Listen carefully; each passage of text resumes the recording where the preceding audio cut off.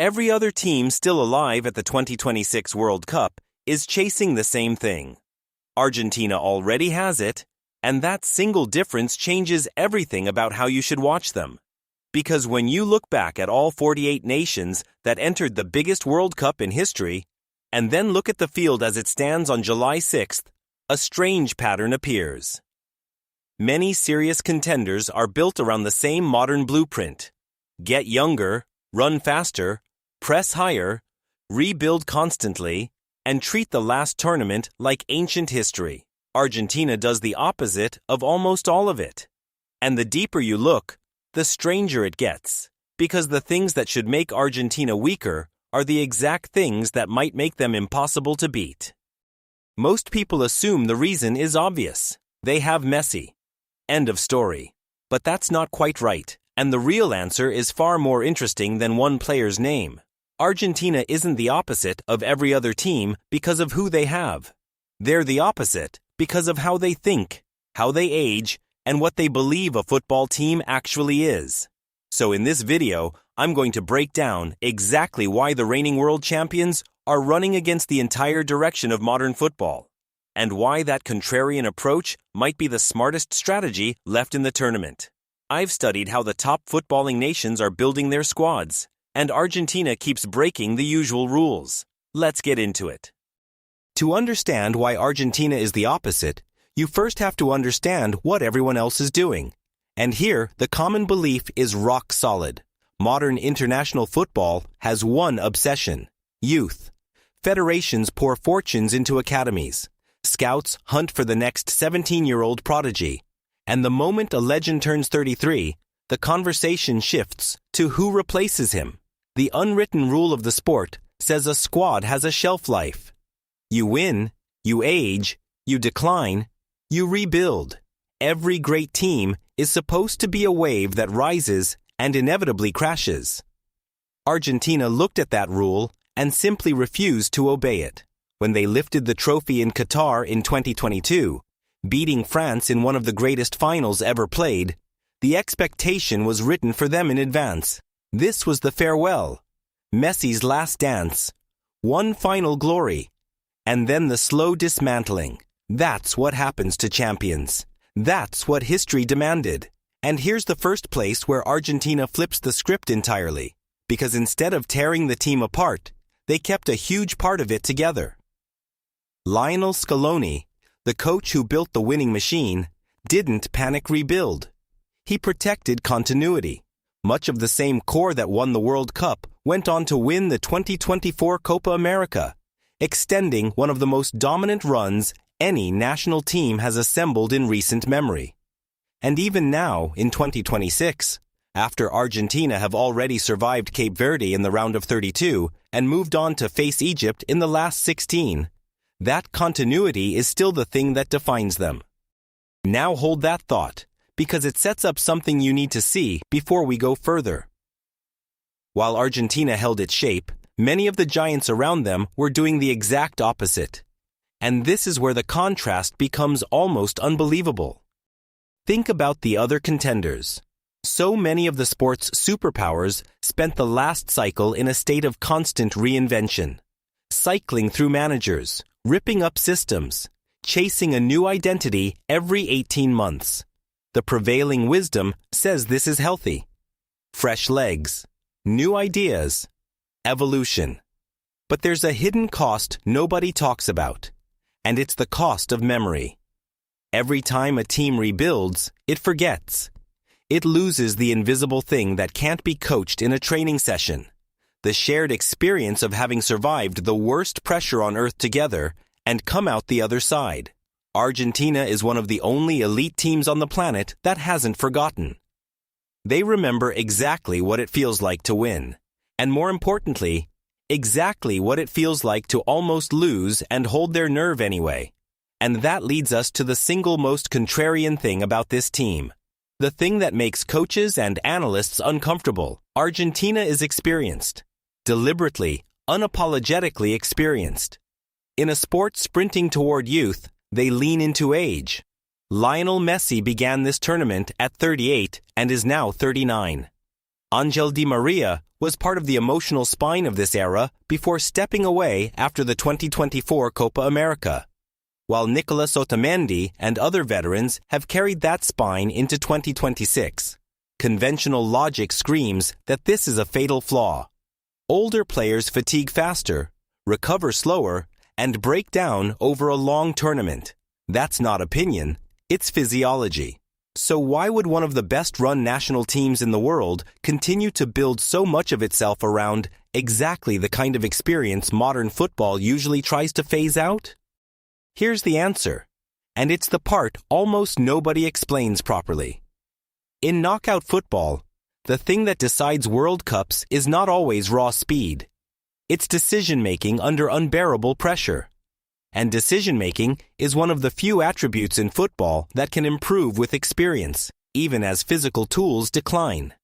A 39-year-old playing in his 6th World Cup sees the game in a completely different dimension than a 22-year-old genius playing in his first. The young player sees chaos. The veteran sees a pattern he survived 100 times before. Argentina figured out that experience is a form of intelligence that youth simply cannot buy. And they built their entire philosophy around protecting it rather than discarding it.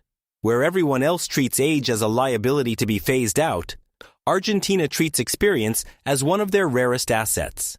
That is the opposite approach, and it might be genius. But if that were the whole story, it would still just be a clever squad-building trick. It goes deeper than that, and this next layer is where it gets genuinely strange, because it stops being about football tactics and starts being about human psychology. There's a concept that explains why Argentina behaves so differently from everyone else, and it comes from how memory and identity actually work. A team, like a person, is held together by a story it tells about itself. Most national teams have a fractured story. They change managers, change generations, change styles, and the narrative resets each time, so the players never fully know who they are collectively. Argentina has the opposite. They have one continuous story that every player in that dressing room believes with something close to religious conviction. The story goes like this. We suffered for decades. We were the country that produced the greatest talents and still couldn't win the biggest prize. And then together, we finally broke the curse. That shared narrative is not decoration.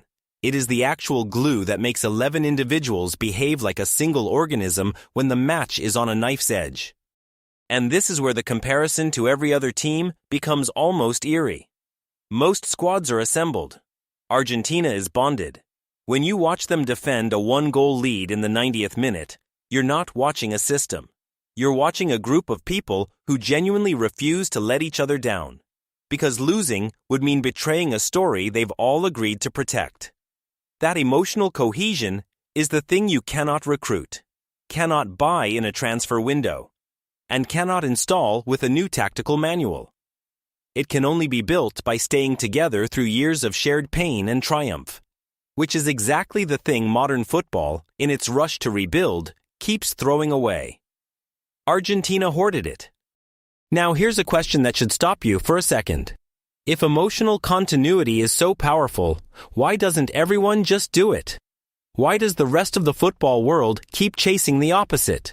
And the answer reveals something uncomfortable about how the sport is run. Rebuilding is safe for the people in charge. If you keep an aging team and they lose, you get blamed for not moving on. If you rebuild and lose, you are just in transition. So the entire incentive structure of football pushes federations toward youth and constant change. Not always because it wins more, but because it protects the decision-makers from criticism. Argentina, under Scaloni, did the braver thing. They ignored the safe narrative and bet everything on the harder truth, that this specific group of humans, aging as they are, still gives them one of the best chances to win. That's not just a tactical decision. It's an act of institutional courage that very few nations are willing to make. Let me show you how this plays out on the pitch, because the philosophy translates into an actual style of play that is, once again, the reverse of the trend. The modern tactical fashion is relentless, high pressing, vertical transitions, Suffocating intensity from the first whistle. Treating a football match like a 90-minute sprint. It's thrilling, and it's exhausting, and it's everywhere. Argentina can press when they choose to. But their true identity is control. They manage rhythm. They slow the game down when it suits them and accelerate only in the moments that matter. They understand something the intensity-obsessed teams forget. That a World Cup is not one match. It's a marathon of up to 8 brutal games in a month, often in punishing heat. And the team that burns its energy too early can have nothing left when the tournament reaches its cruelest stage. By building around players who conserve energy through intelligence rather than spend it through effort, Argentina is optimized for exactly the kind of tournament that can grind younger, faster teams into dust by the semifinals. And this is worth pausing on, because it connects to something bigger than football. There's a lesson buried in Argentina's approach that applies to almost everything humans build. Our culture is addicted to the new. Newer, younger, faster. Disrupt, rebuild, start over. We assume progress always means replacement. But Argentina is quietly demonstrating the opposite principle, that sometimes the most powerful thing you can do is protect what already works, deepen it, and refuse to throw away hard-won wisdom just because the calendar tells you to. In a world obsessed with reinvention, continuity itself becomes a competitive advantage, precisely because almost no one has the patience for it anymore. There's one more piece, and it might be the most important of all, because it's the piece that ties the whole thing together.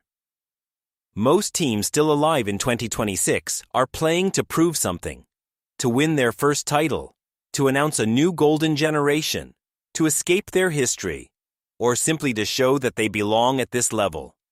They're chasing. Argentina entered this tournament already holding the trophy, with the greatest player of his generation, and with the lived memory of having reached the top of the mountain. And here's the psychological twist that makes them so dangerous. Teams that have already proven themselves can play with a different kind of freedom. The crushing weight of expectation that paralyzes challengers in the biggest moments doesn't press down on them in quite the same way, because they've already climbed the mountain and know exactly what's at the top. Everyone else fears the pressure. Argentina has already made peace with it. That is the deepest opposite of all. While the rest of the field is trying to become champions, Argentina is trying to remain who they already are. And that is a fundamentally different and far calmer kind of motivation. So let's zoom back out and put the whole picture together, because when you stack up every one of these differences, the pattern is undeniable. Where much of the world worships youth, Argentina protects experience. Where many teams rebuild and forget, Argentina preserves and remembers. Where modern football sprints, Argentina controls. Where challengers are crushed by the need to prove themselves, the champions can play with the memory of already having done it. Where teams are assembled from parts, Argentina is bonded by a story. Point by point, in almost every meaningful category, they have chosen the road few others are walking. It isn't one thing that makes them the opposite of every team in the tournament. It's all of them at once, stacked on top of each other into a philosophy that runs directly against the current of the entire sport. Now, does being the opposite guarantee they win? Of course not. Age is real. Legs do eventually fade, and no team, however wise, is immune to a single bad night in a knockout match. Argentina have already been reminded of that in 2026, because Cape Verde pushed them hard before Argentina survived 3-2 after extra time. The very thing that makes them special, their reliance on a group of players who cannot stay at this level forever, is also the ticking clock hanging over them. That's the beautiful tension of what we're watching. Argentina is running an experiment in real time on one of the oldest questions in competition. Can accumulated wisdom outlast raw physical prime for one final tournament? Nobody actually knows the answer yet. That's what makes 2026 so compelling. We're not just watching a title defense. We're watching a philosophy be tested against the entire rest of the footballing world. And the result will tell us something real about whether experience or youth truly wins when everything is on the line. That is why, as the tournament moves deeper into the knockout stage across the United States, Canada, and Mexico, you shouldn't watch Argentina the way you watch anyone else. Don't just look at the scoreline. Watch how they slow the game down when chaos erupts around them. Watch how the veterans steady the young ones in the moments that would break other teams. Watch a group of players defend a story they refuse to let die. Because whether they lift the trophy again or fall short, Argentina is showing the entire sport something it forgot. That the newest, fastest, youngest option is not always the strongest one. And that sometimes the most radical thing a champion can do is simply refuse to change. If this completely reframed how you see the world champions in 2026, do me a favor and hit that subscribe button right now, because it genuinely helps the channel more than you know, and it's completely free. And here's the thing, understanding why Argentina is the opposite of every team is only half the story, because the real question is who could actually beat them. Click that video on the screen right now, and I'll see you in there.